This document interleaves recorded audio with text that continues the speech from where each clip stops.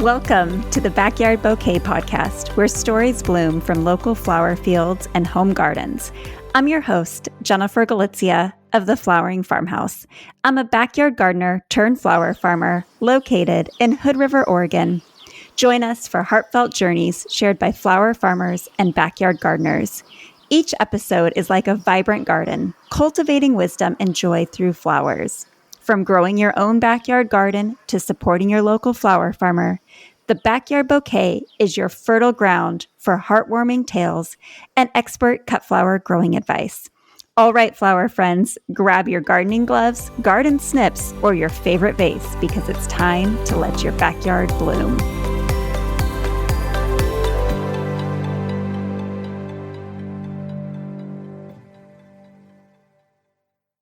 Today, we have the pleasure of chatting with my friend, Misha Gillingham of Farmluxe. Misha is a published writer, flower and vegetable farmer, garden designer, show host, photographer, wife, and mother. She inspires others through creativity, nature, and wellness. Misha is the author of the inspiring book, Blooms and Dreams, and is the creator of Club Farmluxe, a digital haven for those aspiring to embrace a lifestyle inspired by gardens, flowers, and nature. Join us today as we explore Misha's passion for connecting with local farmers, cultivating flowers, and the profound impact of blooms on our overall well-being. Whether you're a seasoned gardener or someone curious about the profound connection between flowers and wellness, Misha's wisdom is sure to inspire and uplift you. Without further delay, please join me in welcoming Misha to the Backyard Bouquet. Hello, my friend. Hi, thank you for having me. Oh my goodness, thank you so much for joining us today. I'm so looking forward to this conversation, and I know our listeners are going to gain so much valuable insight from you today. If you don't mind, would you introduce yourself and give a little bit of your background into flower farming and gardening so our listeners know a little bit more about you? Sure. It's hard to know where to start because there's such a long story, but I'll try to condense it down. I guess my first introduction to gardening began when we bought a farm in Washington. This was about 7 years ago. So I had no experience gardening prior to this. And there was a garden. We moved in to our farm in August, and there was a garden that someone had done all the work for. And I got to come in and harvest all the fruits of someone else's labor. And it was so rewarding for us to be able to go out as a family and harvest food and eat it every night together. And I was hooked. Like, there was no way after that, like, I was not going to continue on with this garden. But that was never my plan going into farm life. It was more to be surrounded in nature and have a more peaceful place to be. We came from California near LA, and life was very chaotic, and we were having health issues within our family. I had cancer. My daughter was suffering from some serious mental health issues. And we thought, okay, let's rethink everything. And so the goal was to be within nature. I've always had a love affair with nature. The garden was an accident, but once I did it, I dove in, and it's been amazing. I always say 7 years doesn't sound that long, but the way I dove in and the amount of time I spend gardening, I feel like I have 20 years of experience under my belt because I've grown everything under the sun. And I spend about, like, in the summer, I'm outside from when it's light to when it's dark. So literally when the sun rises at like 4:30 in the morning till at 10 p.m. once it's set. So it's like the amount of hours I'm in the garden, because I'm so passionate about it, have just make me feel like I've been gardening my whole life. It's amazing how time flies when you're out in the garden. You don't even realize that it goes from morning to night. Yeah. Backtracking, you said you've only been gardening for 7 years. So you were living in California. Your family decided that you wanted to slow down, so you decided to move. For those listening who aren't familiar, where did you move to? So I moved to Bainbridge Island. It's a island in Washington that's outside of Seattle. It's a quick 30-minute ferry ride. And we absolutely loved Bainbridge Island. We're not there anymore. We actually sold that farm and started a new farm. And now we are in a chain of islands near the border of Canada. So we're on the US side, but right by the border. And we really like the remoteness. Like I didn't know this about myself until I kept moving further away from the city, but I'm not a city girl. I love nature. And where we are now on San Juan Island, we're like surrounded by so much raw nature and not as many people and no traffic, no street lights. It's just it's a different lifestyle, and it really feels more true to what my husband and I were hoping for. So now we have this farm called Skydance, and we're on San Juan Island. We're on top of a mountain, so it sort of feels like our farm is like a flower island because we've covered the area that's actually exposed to the sun with flowers. And then we have ocean and mountain views in the background. And it really just feels like this little mountainside paradise. And we want to be here for forever. It sounds absolutely amazing. And the pictures I've seen on social media just look absolutely magical. So, backtracking to your first farm, you mentioned that there was already a garden there. Is that what led you to buying that property, or was the garden kind of an accident that came with the property? The garden was unintended, and it was small. So it was not the garden that I ended with at that property. It was a small garden, but it produced very well. And it was an accident. I spent, like I said, we harvested the food and I was like, this is amazing and I need this in my life. So I spent the next year using the whole thing as a practice garden. So I literally just grew everything in the ground. I didn't spend a penny on anything other than seeds. There was already like overhead sprinkler irrigation. So I just wanted to learn and I just wanted to experiment, and I didn't want to have any pressure on me because I had no idea what I was doing. And so, but I do think that, seeing the garden when we moved in thriving in its amazing August state gave me the confidence I needed to move forward, because I could see how all the plants were staked and I could see like what things were growing. So I knew what to plant. If I didn't have that, I don't think I would have had the confidence to even start or even have the idea to do it. So I really have to thank the previous owners for getting me into gardening, and my husband a little bit too, because he suggested, why don't you start growing some flowers? And I was like, I've never considered that before. So like this was all, it found me. I didn't find it. And then, after I had my year of practice gardening, I was again like, this is my thing. Like, I wish I had found this earlier in life. I'm 41 now, so like I wasn't young when I found gardening, and I wish I'd been doing it my whole life. Anyway, I knew that I wanted to expand, and so then I started, designing a new garden and really growing it bigger, and kind of turned into a full-blown flower farm, but like not the version you're used to seeing. I never really grew a bunch of things in rows. It was more like in raised beds and companion planting, and so it's slightly different than the typical flower farm that you're used to seeing. I guess it was my own spin on it, per se. And then after that, just every year adding to it a little bit, and now I'm in the process of doing it all over again at this new farm. So you moved in the middle of summer. The garden was already growing and thriving, producing an abundance of vegetables. And then your husband encouraged you to also start growing flowers, which, thinking back, that was only 7 years ago. And for those listening, if you have not checked out Misha's social media, her garden is not a small garden.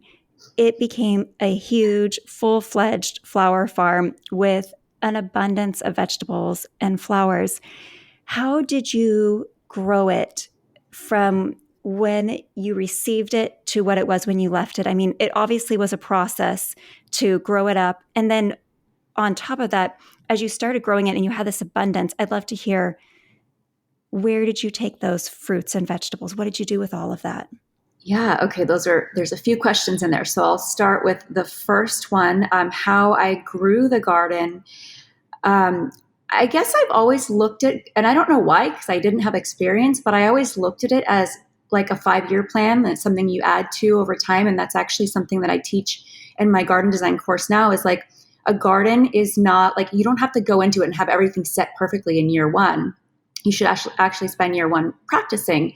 And then you can add these things in year by year. So I started with the bones. I knew I wanted a lot of raised beds. And then from there, I thought, okay, now I can get like the following year after the beds were in, like the bones of the garden. I thought now I can get, fun with designs and vertical growing and just added things in. I didn't have my greenhouse until year 3 of that garden. So year 4 of being on the property. You don't have to have everything all at once. It's a process. And I love to tell people that, because I think people get intimidated because they think, oh, well, like I don't have the ability to add in all these things at once. And you don't have to. That's the beauty of a garden, is like it's something you build upon over time. So I personally love design. And so I had a lot of fun with adding certain aspects to the garden and growing it into, which I would say it was about an acre garden of planting area by the time I was done with it. We were on 10 acres, but we had pastures and animals and a bunch of other things. And all this, I guess, will answer your other question. So when I started expanding my garden, I was like, oh my gosh, I have this huge surplus of food and flowers. But I didn't feel ready to start selling my flowers or food. And I wasn't sure that was the route I wanted to go down. I wasn't really confident, and I knew I was having good luck, which I thought was good luck at growing things, but I wasn't sure I would be able to produce like that every year. And so I was like, well, I'm just going to have fun with it. And I feel very blessed to be in a position where I was able to just do that, because I know that, a lot of people aren't in that position. I have to thank my husband, because he has a very good career. And at the time I wasn't working because my daughters were going through, one of my daughters was going through a very serious mental health struggle, and I just needed to be home. And so at the time I was not working, I was able to work in the garden. Anyway, we had this huge surplus and I wasn't going to sell it. And I thought, gosh, this is bringing me so much joy. Maybe I can start donating this to the community. Everyone deserves to have fresh organic food. And I also wanted people to know how delicious the food was that came from the garden versus the grocery store. I wanted to share it. Like, it was bringing me so much joy. I wanted to like share it. And I wanted to, really, same with the flowers, like so much joy. And so I started having little harvesting parties, I guess you could say, with my friends on the island and with my daughters and my husband. We would harvest the food, and then we would take it over to the food bank. So we had a nice little setup with the Bainbridge Island Food Bank, where we'd bring them all these beautiful fruits and veggies, mostly during the summer, because that's when everything's coming in, and lots of flowers and bouquets, and it just became a regular weekly thing. And that was just, it brought so much joy, and it was such a fun activity to be able to do with everyone, and everyone felt good doing it, and the people receiving the flowers were happy. It was probably one of my favorite parts about the garden and that property. And it's something that I'm trying to add in here at the new property. I've been donating the flowers already. The veggies, I haven't had as much of a surplus, so I'm planning on adding that in once I expand my garden here. But just being able to give, especially something that brings me so much joy, and like share it with the community, was just so rewarding. I love that. Thank you. I asked you a complex question with several layers, and you did awesome answering. Thank you. There was a couple things that you said that really stood out, and I think that a lot of listeners can really relate to. I love that your first year you spent learning. You didn't set any expectations that you were going to sell X amount of flowers. I think a lot of people jump into flower farming they maybe have a little bit of experience with gardening and they think, I'm going to start a flower farm. I'm going to sell all these flowers. But in reality, you don't know how much you're going to produce. You don't know what's going to happen. And just having that experience to really get your hands dirty and know what it's all about and how you're going to feel about it. Some people may decide it's not for them, and others like you realized how much joy it brings you. I love that you spent a year really learning it. And then my favorite part of what you just said is that it brought you so much joy that you wanted to share it with others. And the fact that you shared it with your food bank and your community is so inspiring. And I think that that's something that a lot of people could be doing, especially in that first year when they're growing and they're not really sure what to do with it. Can you tell us, how did you go about doing that? Did you just show up to your food bank and say, hey, I have all of this? Or for those listening that have a surplus, how can they share their flowers or their garden harvest? Yeah, that is such a good question. And actually, people ask me that a lot. So many places have food banks. You may not know that they're there, but most places do. And it's usually on their websites, they will say that they either accept, financial donations, they'll accept food. A lot of times they'll take flowers too, even though they don't say anything about it, because, that's not really a necessity. Well, I think it's a necessity. I think everyone should have beautiful, fresh flowers. But, you can just go to the website, get the information, contact them. And there's also ways, if you don't have a food bank, you can also, if you're looking to donate or give, you can also go to local. I know COVID regulations may have changed this a little bit, so definitely worth checking out first. But you can go to local hospitals. You can go to elderly homes. Usually they'll take floral donations.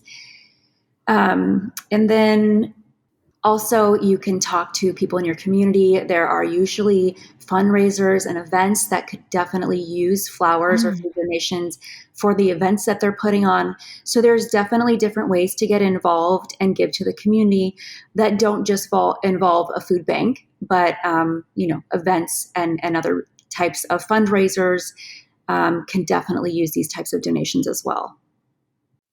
I love that idea. I've given to nursing homes in the past, and I've been asked to donate to fundraisers, but I've never thought about the idea of reaching out to fundraisers. Or you could go to a local school. There's so many places. Now that you said that, my head is spinning that there's all of these places in our communities that could certainly benefit from our flowers. So thank you so much for sharing that. Those are great suggestions. One other thing that just popped into my mind, that when I first moved to this new island, I didn't know anybody, and I didn't have events or fundraisers, because we're a small island, that I was really set up with to give to. So my assistant and I just put together a bunch of bouquets and just went into local businesses and dropped them off. And so, there's always ways you can brighten people's days. And it's just, about reaching out to your community and seeing, where there's need. Oh, I love that. That is such a wonderful idea of going to the businesses and just dropping off a bouquet. It's really hard when you're starting out for people to know who you are and that you grow these amazing flowers, and your flowers aren't going to necessarily sell themselves. So that's such a smart idea. So let's talk about this new home and venture of yours. So how many years did you spend at your first farm? I think by the time we left, it was 5.5 years. Okay. So how long have you been at your new flower island? So we've been here a year and a half. Yeah, a year and a half.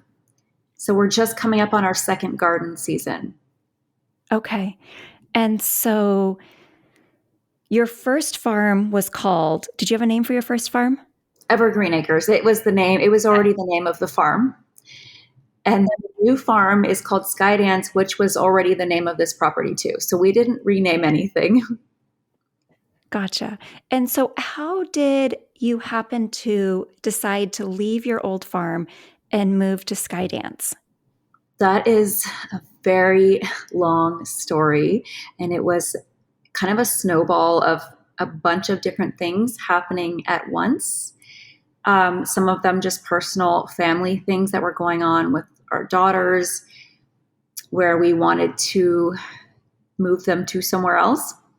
And then my husband is very into boating, and the islands where we are now, it's like one of the most beautiful places for boating, I mean, in the US. So for him, that was a big plus.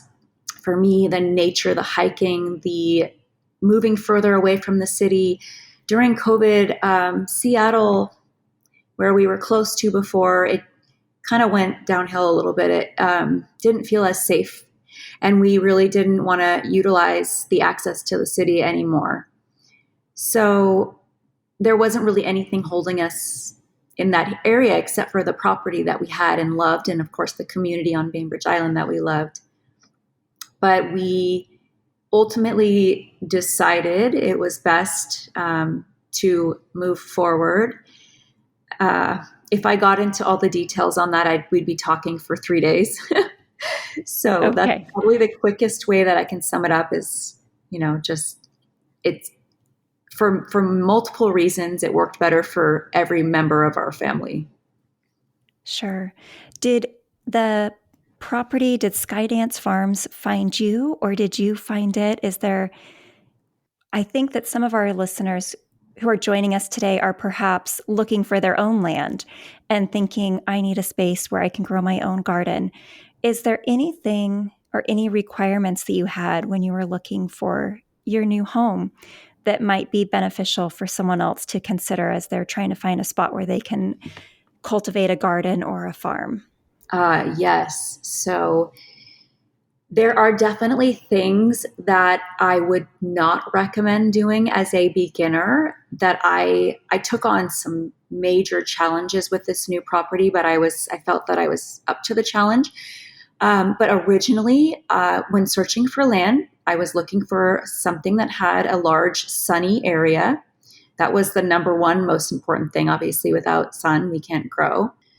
I was looking for a place that I was hoping to find something east facing, because I've noticed that the way the sun moves over the land or over the garden, I like having my flowers facing east, because they don't get the harsh afternoon sun. They get some nice shade, but they get all the morning rays. So I was looking for that. I didn't find it. I am north facing, which is the most difficult direction to be facing with the garden. It's the least amount of sun. But because we're on top of a mountain, and it doesn't matter, it's sun full day. But access to water, all these things are so important with the garden. Soil, you definitely should look into the soil situation. I found out after we moved that there is no soil here. It's literally all rock. There's maybe an inch of soil and moss, and then rock underneath. Oh my goodness. So we had to bring all of our soil in, which, had I known that, it might have changed my decision process. I'm happy now we worked around it, but definitely something to think about when you're looking for land. If it's hard to get things to drain if you have rock, and we are on a slope. So usually that's a challenge, but it actually helps in this situation because it will drain. If we were on flat land and it was just rock, the water wouldn't go anywhere. So I guess in this setting, the slope helps us, even though it's more difficult because we have to build retaining walls, and there's so many challenges here. But definitely when you're looking for a piece of land, look for that sunshine, check out the soil situation, see how far down the soil goes, because you could have a foot of soil and then rock.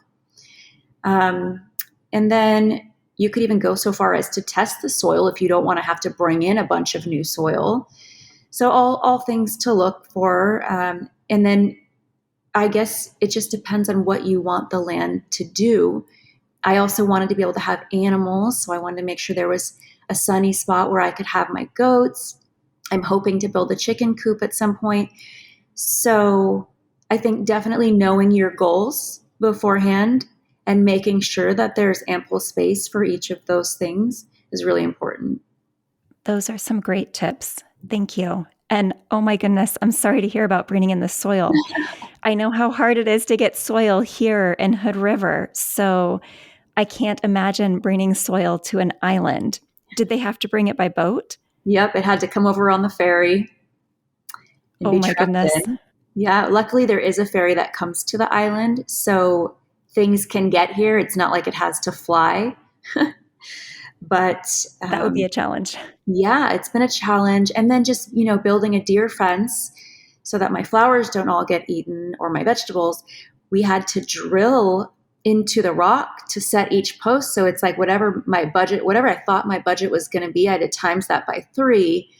So it's definitely worth knowing what you're getting into before you buy the property.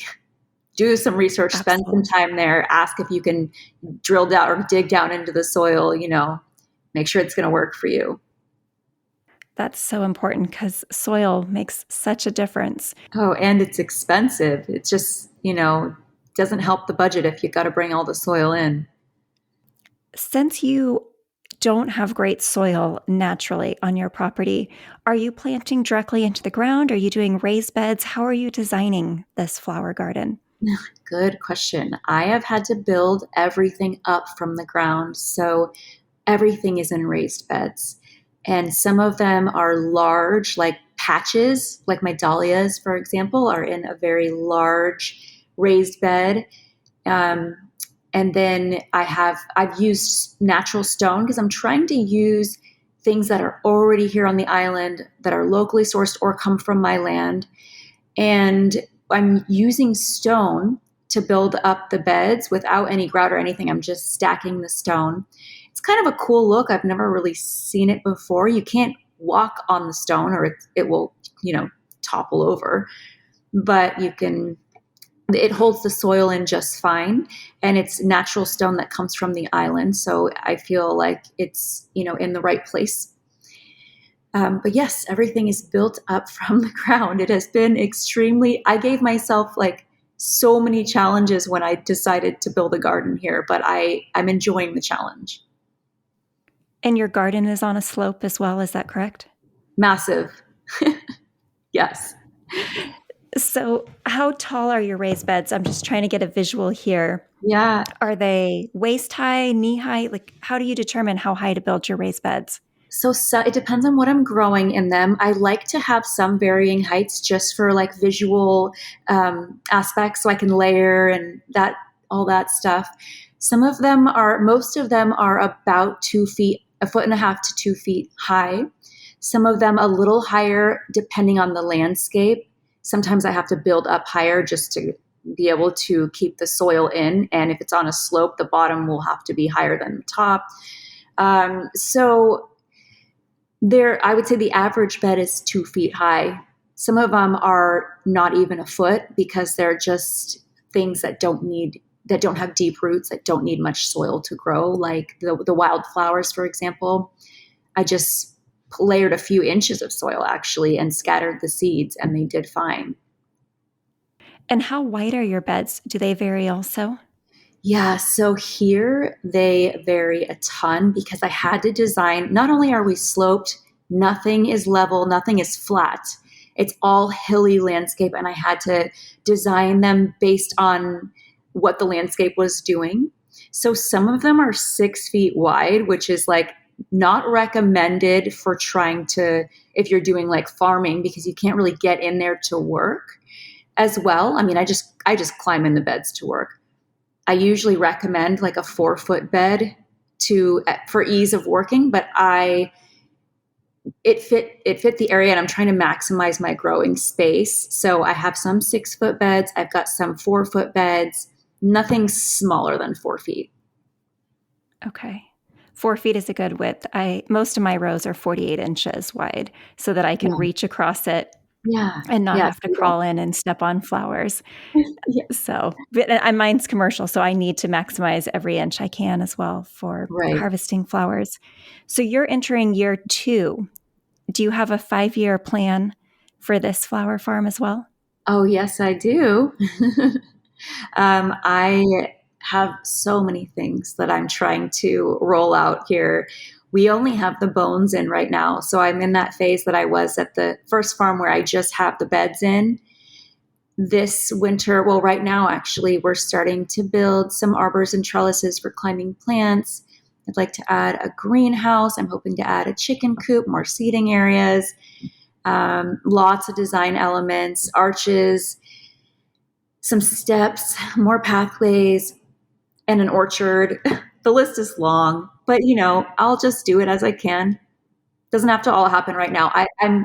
If I've learned anything from gardening, it's patience and to hold out for that Yes. delayed gratification, not to try and do it all at once. Because when you hold out, the result is so much better. So I'm not in a hurry. I love that. I think gardening certainly teaches us patience. You want to hurry things, and Mother Nature just takes her time, and things always seem to happen at the right moment, even if we don't realize it until later. So, your last farm had gorgeous trellises and arches, and you mentioned you're adding them again. For our listeners that want to add some design elements to their garden, do you have any tips that people could use to incorporate arches and trellises and arbors into their own gardens? Yeah, I guess there are many tips I could add because I have an entire course on this. But when it comes to vertical growing, you can usually just add an arbor or arch in between two beds. So if you want that look of sort of framing a walkway or framing a view, adding in an arch is a beautiful way to do that. And you can just build it from one bed to another. So you don't really have to do a ton of construction. The ones that I'm building right now, I'm using wood and branches that have come from the land, and we're just building them natural to match the environment. So we're not even doing we're not doing anything major. We're literally just screwing together branches. And I wish I could show photos. They're not built yet. But yeah, I would just say when you're going to add something like that, you want to frame the view. So you want to put it where you're going to draw people in. So if you want someone to come into your garden and walk down a walkway, a good way to direct them down that walkway is to add an arch there. It's like it adds a vertical element, draws your eye in, and then, tells you this is the way to go. So as far as placement, I always put it where I think there needs to be a focal point of sorts. And then also like arbors and pergolas and things that are a little larger, I put those over seating areas so that there's like a shaded area. In the summer here, it's so hot and there's no shade. So that's my reason for putting in the larger structures, is just to create a nice place where we can do flower arranging. And for the workshops that I do here in the summer, I've got, 20 to 30 people coming out, and we need to have somewhere that has shade for them to arrange flowers. Right now we have a beautiful deck with amazing views, but it's hot. So, so I'm putting the arbors in to create some shade, some comfortable spaces for people. I love that. So it sounds like your design elements are very intentional and well thought out. It's not just, oh, let's put an arch here, but this is going to bring your eye in here. This is going to serve a purpose in the garden. Yes. So I actually made the mistake. The only reason why I am now more intentional about it is because I made a mistake and built one in the wrong place. So at the last farm, I started with some rebar arches that were supposed to be squash tunnels. And I built them from bed to bed, like I was saying I do, so that plants could grow from the bed right up the arch and over to the other side. And after I built them, I knew right away that I'd made a mistake. They were blocking the view.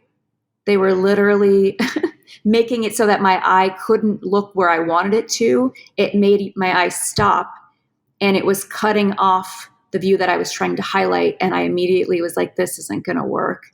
So luckily it was just rebar, and I took them off. And then once we built the nice wood ones, I knew these need to be bigger. They can't block the view, and they need to be facing the other direction. That's great advice. I think for me, I'm definitely guilty of just going in. I'm like, oh, I have this. I'm going to put this here. But Thank you. This will make me be more intentional in my garden of where I place things and thinking about where do I want someone's eye to go. I mean, I Yeah. have a Mount Hood view, so I want to direct Ooh, yeah. people to the mountain view and not just looking at my pile of compost or Yeah, it's tricky because you want to frame the view, not block it. So it's like, how do you put this structure up so that it's framing and not blocking? It so kind of has to be a little bigger than you imagine. So anytime someone is trying to put an arch, and I always say, make it a little bigger than you think. You don't want to cut off the line of sight. that's great advice. Do you have any favorite flowers or vegetables that you like to grow on trellises and arbors? Oh, on trellises and arbors. Okay, I love to grow scarlet runner beans on arbors and trellises because they grow so fast and they really give you that full look. I like things to be filled in and green. And those Mhm. they grow so fast and they produce little flowers. And the beans are delicious. They look like magic beans. They're like purple and pink. So I love growing those. I just think everything about them is magical. I love clematis as a climbing flower. For it Mhm. takes a few years to get established, but it is my favorite climbing flower. There are so many varieties, and they're so gorgeous. I'm like in love with clematis. Do you have a favorite variety? Of clematis, well, I've grown Yes. a lot of Josephine. It's a pink, like multi-layered version, and it's beautiful. I like Midori. There's a bunch, and there's so many, and they're all so unique. It's hard to believe they're all the same kind of flower. I have only one. I don't even know what it's called. I bought it on clearance at Costco almost 6 years ago when we moved into this house. And I was like, oh, it was less than $10. I'm like, if it makes it great, it has thrived and it just comes back bigger and better every single year. And it's just stunning. And I've started using the vines and centerpiece arrangements. And I just love how they trellis down and cascade. And when the petals fall off, the seed pods are gorgeous. I really enjoy them as well. Yeah, I love it. I feel like that's one of those flowers where you really have to be willing to wait for it to. The first year, it's not going to do well. Actually, the first year, almost every time that I've done clematis, it kind of withers and wilts, and it's very underwhelming. Then the next year, it's a little better, and then that third year, you're like, whoa, this is so pretty. And then give it, every year after that, and it's even more beautiful and big. So it's one you have to have patience with. I love that. Patience, that's such a good word for the garden. Can you think of any challenges that you have faced as you have created either your first garden or now this one at Skydance Farms? And how did you overcome that challenge? Well, like I said, here at Skydance, the challenges are vast. um, I I think that at our first farm, my challenges were just learning. Like I just needed to experiment, and I needed to fail and try again, and that was all trial and error. As far as the growing space, it was it was perfect. Like it was east facing, flat, full sun, great drainage, great soil, like everything you could want. So I had all of that in my favor starting out. Moving to the garden we're at now, we're on a north facing, massive, steep slope with no soil. That's all rock below. So, I mean, the challenges are just, I mean, it's daily where I'm trying to figure out what to do. We're in nature on a mountain. We've got pests. We have moles that are digging up the soil that I did bring in and making a big old mess with it. Luckily, we have eagles, like a lot of them. So things don't last that long. Like the moles don't last too long, and the rats don't last too long because there's eagles circling the property. But I mean, there's always going to be a challenge in every garden, some more than others. And I think it's kind of fun using, my brain to try and figure out how to solve these problems. And my motto is always, okay, what is happening in nature? So I always try to mimic what's happening in nature to make it successful. So I don't use pesticides, I don't use fertilizers, I just use natural organic materials. I do companion planting. So I'm just trying to create a diverse ecosystem. And I do feel like it's helped a lot with just trying to, I'm trying to make all this soil here healthy. I brought it in, but it's still not perfect, And so I'm trying everything I can to create a diverse little ecosystem and keep all the plants happy. I love that you said you are trying to mimic nature instead of fighting nature. I think so many people and so much of society right now just says, oh, here's this solution or here's this, go spray this and you'll take care of it. But you're fighting nature when you do that versus Mm-hmm. learning how to coexist with your environment. And you mentioned the bald eagles taking care of the moles. Here, I have a dog that takes care of the moles for me.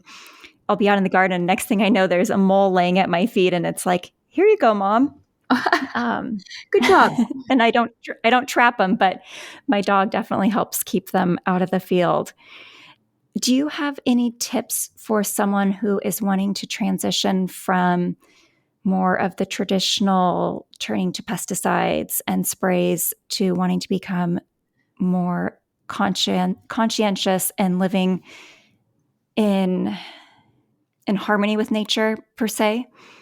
Yeah, I mean, again, it is trying to mimic nature, but that stuff terrifies me. Like, I don't want chemicals in my food.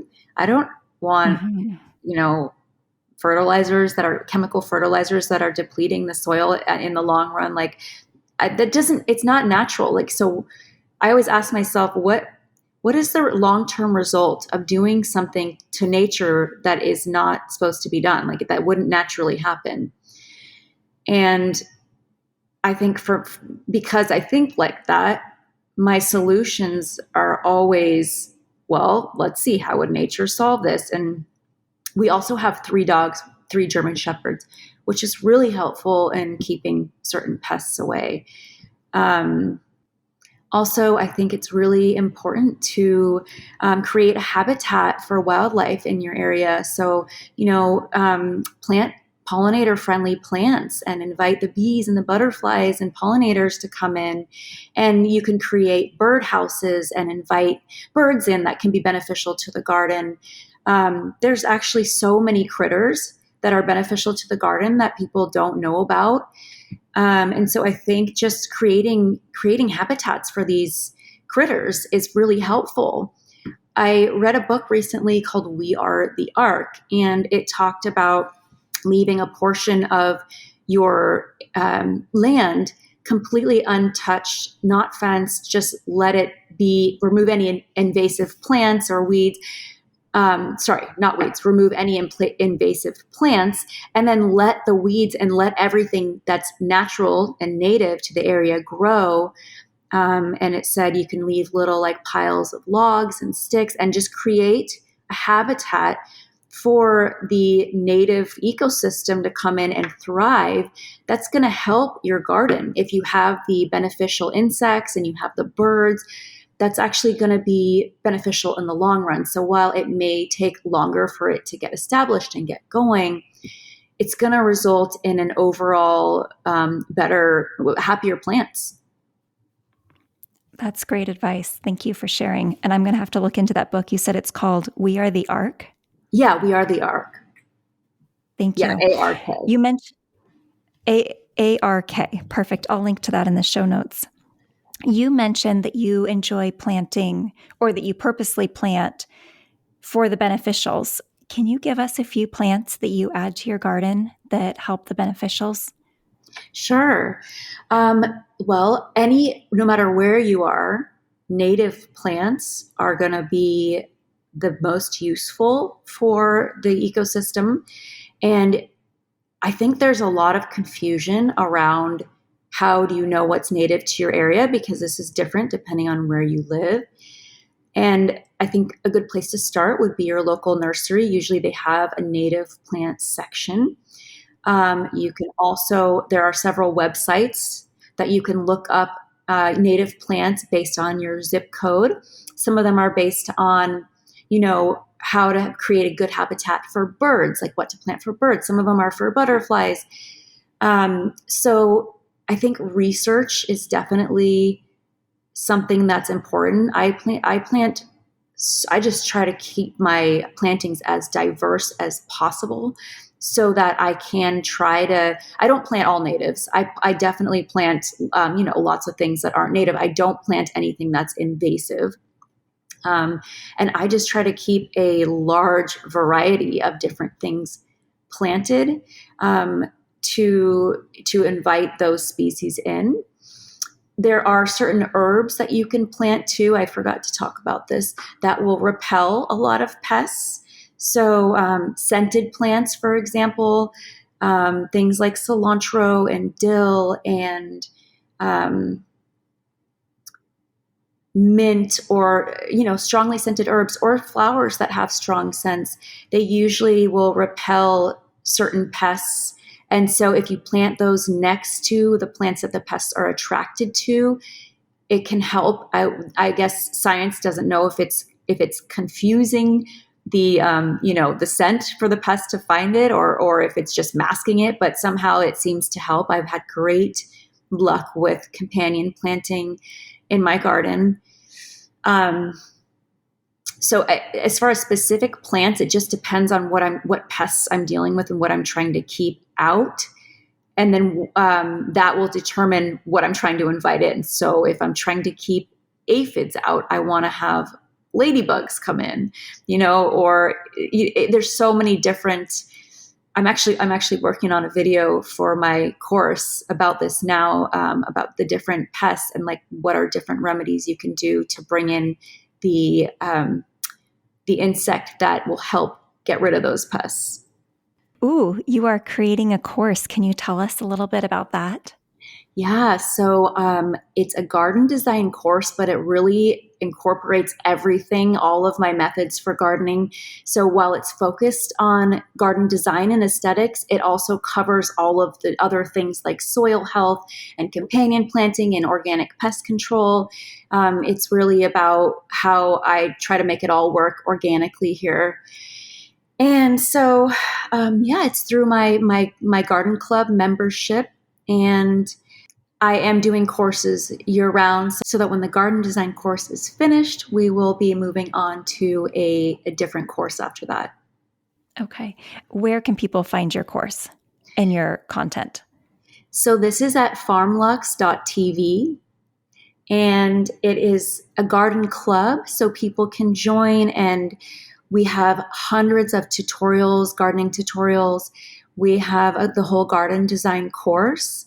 And then we also have a forum so the members can communicate with each other, connect with each other. We do in-person meetups and events around the world where we tour gardens. It's really a lifestyle thing. It's for people that want to have gardening and nature as their lifestyle and meet like-minded people. So, we also do garden tours around the world, all sorts of different content. But it's been really nice for me to be able to connect with like-minded people, and hoping it's the members feel the same way.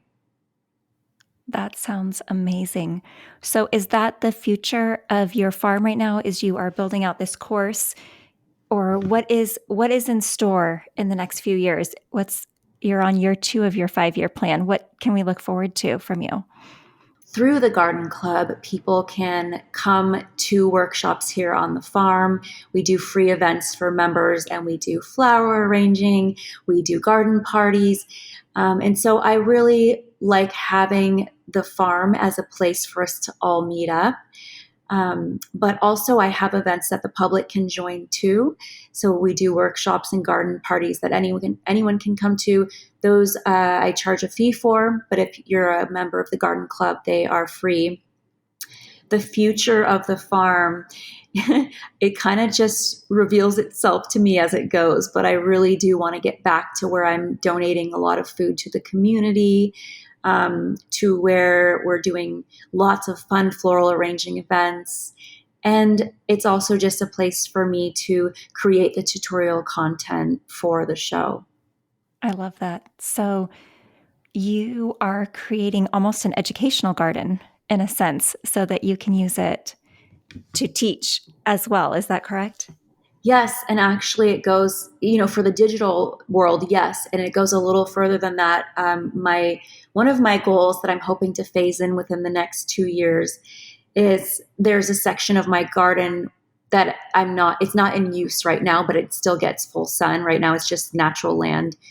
And I am hoping to turn this into a community garden so that people from the island can come up, they can learn how to grow their own food. And then if they don't have a space to grow, they can grow there. And this is sort of like a free, I guess you'd say, charity project that I'm interested in doing. I really feel like everyone should have access to healthy food, organic, healthy produce. And so that's something that is on my radar that I'm trying to plan out right now. It's going to take, it might take a year or two for me to get going. So I got to build that whole new section of the garden. And then I got to get the word out that I'm doing this and then find members of the community who are interested. But definitely something that I'm hoping to do in the near future. That sounds like an amazing goal and plan, and I really hope that it comes together for you. I'm sure your community is also rooting for you and thinking how wonderful that would be. What advice would you give to someone who is thinking about starting either a cut flower garden or a cut flower farm this year? I would say to definitely start with a practice garden. Unless you already know what you're doing, there is so much to learn and so much to know. And it can be expensive to set the infrastructure in place. I think it's really important to learn what you can grow in your zone, how it grows, how much to water it, how to prune things, just all the aspects before you go ahead and spend money on getting everything, you're basically, before putting in your dream setup, just do something simple and practice and learn. I don't think that growing things is a process. I don't think it should be rushed, and I really don't think it can be rushed. If you go and you spend all this money and you set up something major, you might have some really expensive mistakes because you didn't try growing there first. And you may have grown great in a different location, but every space is so different. So I would definitely say, starting with a practice garden, don't put any pressure on yourself to make it look good. Just practice and learn. I think it's so important. I love that. And they can also learn from you through your online community. Yes, that too. I do have one more question for you, because I know that you are someone who really values giving back to your community through both your organic vegetables and your flowers, and you believe that everyone should have access to that. For those listening that are thinking about changing over to local or organic, how does buying local benefit consumers and their community? I think it's so important to support the local community, your local farmers. And I also think that, the food's going to taste better. The flowers are going to last longer. You're getting it local. They're fresher. It's better for the environment. Nothing's being flown. And, you're getting seasonal stuff because it's what's growing right now. Yeah, I mean, I think in every way it's better to support local, to buy local. And it's beneficial not only for the person you're purchasing from, but for you as well. You want something fresher that lasts longer, that tastes better. Absolutely. Thank you for that. I love that you give back locally and then you also support local. I'm thinking back to how you were mentioning you're using the bricks locally and really supporting what's already there and available to you versus bringing stuff in as you're growing out your new farm. As we are wrapping up today, I know that my listeners have gained so much valuable insight from you today. For those who are wanting to find out more about you or check out your book or subscribe to your gardening club, how can they find you? So you can find me on Instagram at Farmluxe, and I try to respond to all of my messages. So if you have any questions or want to reach out, please feel free to say hello. You can find me on my garden club, farmluxe.tv, or my website, farmluxe.com. So any of those options offer a contact option. And I always love meeting new people with similar values. So feel free to say hello. Excellent. And I will provide links to all of those in our show notes today so our listeners can easily find you. Before we wrap up today, is there anything that you would like to leave our listeners with? I guess I just want to say that if you're lacking the confidence, or you think that gardening is going to be too difficult, or growing flowers is going to require too much time, but you still are interested in doing it, I would say just start where you are with what you have. So you don't have to even have a garden. You can start in containers. Just start somewhere so that you can get that confidence that you need to move forward. I think that a lot of people think that they need to have like everything in place in this big garden, but you don't. You can start anywhere. You can start growing indoors by a window. So if you want to get started, don't be too intimidated to get going. I love that advice. Just get going and get started. That's excellent. Right. Thank you. That's Thank you. wonderful. Well, I know that I have learned so much from our conversation today, and I'm sure that our listeners have too. Thank you so much for taking your time to join us today. And I would love to invite you back in the future. I think we would all be so excited to hear updates on Skydance and how you are growing it out, especially as you're starting to do flower workshops and opening up the farm. So if we could, we'd love to keep the door open to have you back on the podcast again at a later date. Absolutely. Let's do it. Thank you. Thank you. Misha, thanks so much for joining us today. We'll talk to you again soon. Happy gardening. Thank you. Thank you, flower friends, for joining us on another episode of the Backyard Bouquet. I hope you've enjoyed the inspiring stories and valuable gardening insights we've shared today. Whether you're cultivating your own backyard blooms or supporting your local flower farmer, you're contributing to the local flower movement, and we're so happy to have you growing with us. If you'd like to stay connected and continue this blossoming journey with local flowers, don't forget to subscribe to the Backyard Bouquet Podcast. I'd be so grateful if you would take a moment to leave us a review of this episode. And finally, please share this episode with your garden friends. Until next time, keep growing, keep blooming, and remember that every bouquet starts right here in the backyard.